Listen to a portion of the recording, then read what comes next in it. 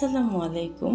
আকিটুকি of Farhina থেকে আমি ফারহিনা রহমান মাহি আজকে এসেছি আপনাদের জন্য নতুন আরেকটি ভিডিও নিয়ে। আজকে সকাল থেকেই বৃষ্টি পড়ছে এবং বৃষ্টির ওয়েদারে আমার আসলে কোনো কাজ করতে ভালো লাগে না। একটু রিল্যাক্স মাইন্ড থাকে, একটু রিল্যাক্স করতে ইচ্ছে করে। মনে হয় যেন সারাদিন একটু বসে থাকি জানালার পাশে, বৃষ্টি দেখি বা রেস্ট করি। সো যখন ভাবলাম যে এখন রেস্ট করলে আসলে চলবে না, আমি একটি ছবি আঁকবো। তো কি আঁকবো করি মোটামুটি সকাল থেকে 2-4 ঘন্টা আমি নষ্ট করে ফেলছি। তো যখন ভাবলাম যে পেইন্টিং স্টাইলে কিছু একটা করি, খুব শর্টকাটে, খুব ইজি, যেটা করতে তাড়াতাড়ি হবে। সো আমি জাস্ট ক্যানভাস প্যানেলে 2-3টা লাইন দিয়ে কালার চাপানো শুরু করে দিলাম। ফার্স্টেই হচ্ছে ল্যান্ডের পার্ট এবং স্কাইয়ের পার্ট, দুটাকে 2 ভাগে ভাগ করে নিলাম, কোনটা কতটুকু জায়গা জুড়ে হবে। তারপর কালার দেওয়া শুরু করলাম। মাঝখানে 2টা বা 3টা ভিডিওতে আমি ভয়েস ওভার দিতে পারিনি। আমার প্রচণ্ড সর্দি ছিল, শরীর খারাপ ছিল। So that's why I am extremely sorry. আজকে মোটামুটি একটু বেটার ফিল করছি, তাই ভয়েস দিচ্ছি ভিডিওতে।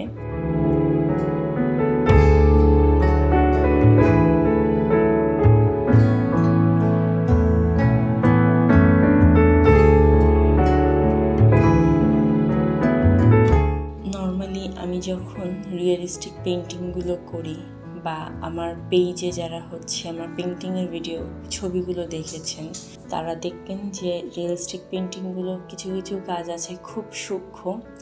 তো সূক্ষ্ম কাজ আমি একটু সময় নিয়ে করি, 2-4 বা 7-8 দিন যা সময় লাগে আসলে।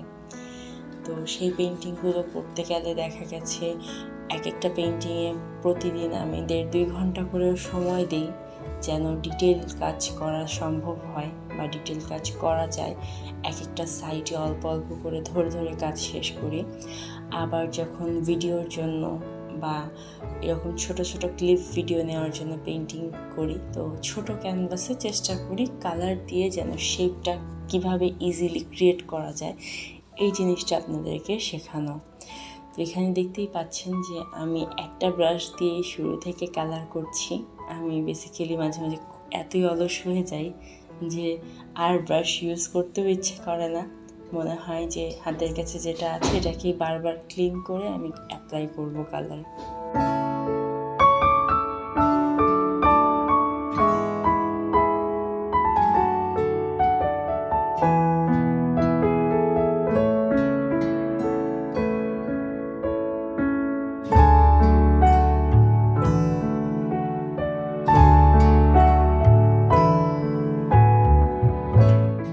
চাইলে এই পেইন্টিংটাতেও ডিটেল করতে পারতাম বা ডিটেল করতে পারি এখনও। কাজ শেষে আপনারা দেখতেই পারবেন যে খুবই ছাড়া রং আমি পুরোটা কাজে ব্যবহার করেছি।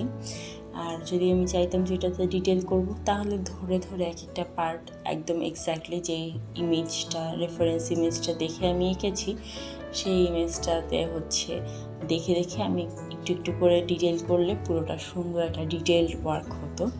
বাট ওই যে আমি অলস বরাবরের মতোই। আর আমার কাছে একটু পেইন্টিং স্টাইলের আর্টওয়ার্কগুলো বেশি ভালো লাগে। এমন না যে আমি ডিটেল ওয়ার্ক করি না, ডিটেল কাজও করি। আমার পেজের ছবিগুলোতে দেখবেন যে প্রত্যেকটাতেই ডিটেল কাজ করা, বা ক্যানভাসে যেই কাজগুলো আমি করেছি। সো সব ধরনের কাজ করতেই আসলে আমার ভালো লাগে।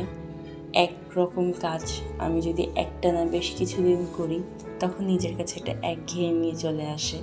আমি একঘেয়েমি নিয়ে কোনো সময় কোনো কাজ করি না। নিজের মন মতো যখন যেটা ভালো লাগে আসলে, কখনো অ্যাবস্ট্রাক্ট ভালো লাগে, কখনো এক্সপেরিমেন্টাল কিছু ভালো লাগে। ছবি আঁকাটা আসলে এরকমটাই হওয়া উচিত, যে আমি সবসময় একই ধাঁচের কাজ করছি, সবসময় আমি ডিটেল করছি, একই স্টাইলে ব্রাশ চালাচ্ছি, একই রকমভাবে কালার অ্যাপ্লাই করছি। এমনকি অনেককে দেখেছি একই রকমের পেইন্টিং সবসময় করে। আমার কাছে মনে হয় যে আমি রেগুলার আমার পেইন্টিংয়ের স্টাইলটা চেঞ্জ করব, যেন নিজের মধ্যে একটা চেঞ্জেস আসে, আমার কাজের মধ্যে একটু ভিন্নধর্মী ভাব আসে।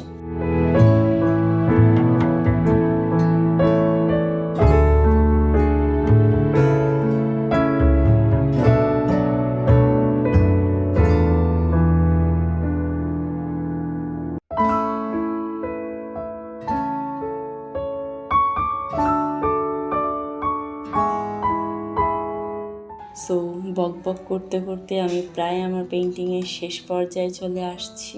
আমি এখানে জাস্ট কিছু এখন শ্যাডোজ, কিছু হাইলাইটস এগুলো অ্যাপ্লাই করব। আমি এখানে খুব বেশি ডিটেল না করলেও তো বোঝা যাচ্ছে, তাই না, যে একটা আকাশ, একটা রাস্তা, দূরে কিছু ফসলের মাঠ, কিছু গাছ, খুব সিম্পলের মধ্যে সুইট কিছু আঁকার চেষ্টা করেছি আমি এখানে।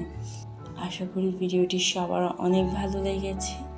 আর আপনারা নেক্সটে কী নিয়ে আসলে ভিডিও দেখতে চান সেটা আমাকে জানাবেন, ইনবক্সে জানাতে পারেন বা আমার সাথে কন্ট্যাক্ট করে জানাতে পারেন, কিংবা কমেন্ট করতে পারেন।